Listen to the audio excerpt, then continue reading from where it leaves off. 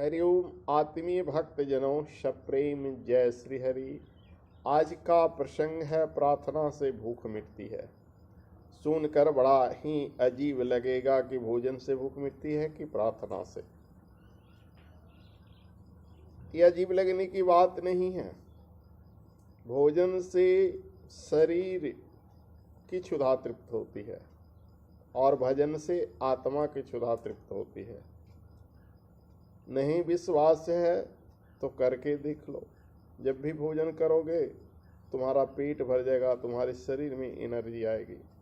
भजन करोगे मन प्रसन्न हो जाएगा, मन में एनर्जी आएगी। प्रार्थना जो है आत्मा का संगीत है और परमात्मा का प्रकाश देने वाली है। जीवन में प्रार्थना का वही स्थान है जो मछली के लिए पानी का है। मछली का जीवन ही पानी है, वही उसका जन्म है, वही उसका मरण है। पानी में क्या आनंद है यह आप मछली से पूछिए। वही आनंद आप और हम नहीं पा सकते हैं। इसी प्रकार भजनानंदी से जाके पूछिए कि भजन में क्या आनंद है। प्रार्थना का आनंद भक्त हृदय ही जान सकता है। जैसे शरीर के लिए भोजन जरूरी है, वैसे ही प्रार्थना आध्यात्मिक भोजन है। इसी भोजन से आत्मा को बल मिलता है और स्वस्थ विचारों का संचार होता है। पर यह कटु सत्य है कि आज हम शरीर की खुराक को दे रहे हैं, लेकिन आत्मा की खुराक यानी प्रार्थना को भूल गए हैं। गांधी जी ने एक बार कहा था, मेरे लिए खाने की अपेक्षा प्रार्थना करोड़ गुना अधिक उपयोग है। मेरा खाना भले ही छूट जाए पर प्रार्थना नहीं छूटना चाहिए। जरा अपने से पूछें कि क्या अपने में है इतनी सजगता। घर में कभी भोजन आदि न मिले तो आपको दुख होगा, पर क्या इतना ही दुख प्रभु के प्रार्थना छूटने पर होगा। प्रार्थना से क्या लाभ है, इसके बोध के लिए, इसकी प्रतीति के लिए हमें प्रभु के साथ तन्मयता से जोड़ना होगा।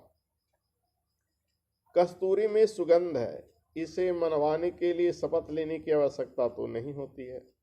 कस्तूरी को घिसने या उसे उपयोग में लाने से उसकी शक्ति की प्रतीति स्वतः हो जाती है। माता सीता ने प्रार्थना की, देखते देखते ही अग्नि की उष्ण ज्वालाएं शीतलता के रूप में परिवर्तित हो गई। मीरा ने प्रार्थना की, विष अमृत के रूप में बदल गया। प्रहलाद ने प्रार्थना की, खंबे से नरसिंह प्रकट हो गए। इसी तरह से प्रार्थना में जो शक्ति है प्रार्थना करने वाले ही जानते हैं। जब भी आप किसी भी संकट में हो, अगर तनिक प्रार्थना प्रभु से कर लेंगे आपका वो संकट टल जाएगा। तो प्रार्थना जो है हमारे मन में सच्ची निष्ठा जागृत करती है, तभी प्रार्थना संभव होता है। प्रार्थना के शब्द बोल देना, उसे गा देना, पढ़ देना प्रार्थना नहीं है। प्रार्थना का संबंध मात्र वाणी से नहीं है, अपितु आत्मा से है। प्रार्थना आत्मा की पुकार है। पुकार के लिए हृदय में सच्ची पीड़ा होना चाहिए।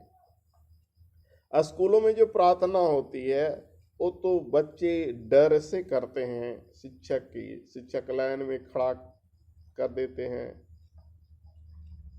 हाथ में छड़ी लिए हुए रहते हैं। बच्चे गा देते हैं, वरदे वीणा वादनी वरदे, माँ शारदे कहाँ तू वीणा बजा रही हो। लेकिन जो बिना डर से, बिना खौफ से अगर एक बार भी कह दे वरदे वीणा वादनी वरदे या माँ शारदे कहाँ तो वीणा बजा रही हो, उसके लिए सरस्वती प्रकट हो जाएगी, तनिक भी देर नहीं करेगी। कहते हैं बाणभट्ट जब भोजन करते थे तो सरस्वती अपने हाथों से खिलाती थी। बाणभट्ट जब काव्य की रचना करते थे तो सरस्वती माँ पंखा झलती थी। कहते हैं वत्स गोत्र की कुल देवी सरस्वती है। कहते हैं कि तारापीठ के आदि गुरु शंकराचार्य जी पर बचपन से माँ तारा सरस्वती प्रसन्न थी। एक बार वे माँ से रुस कर चले गए बिना कुछ खाए पिए हुए स्कूल में। सरस्वती उसकी माँ का रूप धारण करके कटोरे में खीर लेकर आई शंकराचार्य जी को खिलाने के लिए,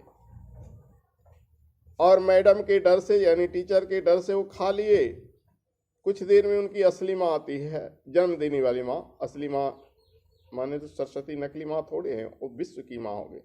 कुछ देर में उनको जन्म देने वाली माँ आती है, बोलती है मैडम आज बच्चा बिना खाए पिए आ गया, इसे खीर पसंद है, खीर बना के लाए। मैडम को बड़ा आश्चर्य लगा, अभी अभी तो आप इसे खीर खिला कर चली गई हैं और फिर खीर खिलाने के लिए आए हैं। तो माँ सरस्वती थी जो उनके माँ का रूप धारण करे। इसीलिए वो प्रार्थना में असीम शक्ति है। जो प्रार्थना के लोग होते हैं वही जानते हैं कि प्रार्थना से भगवान तुरंत प्रकट होते हैं। हरि ओम।